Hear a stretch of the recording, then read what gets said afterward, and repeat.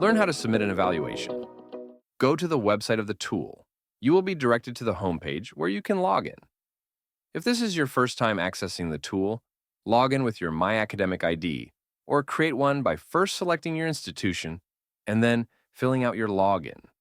Once you are registered, you are redirected to My Evaluations. Here, you can find the list of courses of your finalized online learning agreements. You can create a new evaluation by clicking the Add icon next to the course title. Fill out the questions per page and click Next Step.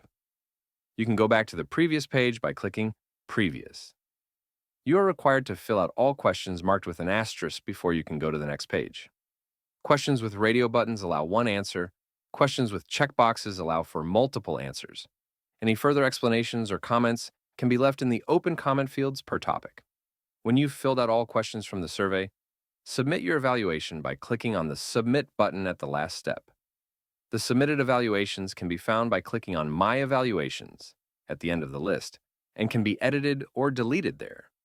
You can edit previously submitted evaluations by clicking the Edit icon, or delete them by clicking the Delete icon.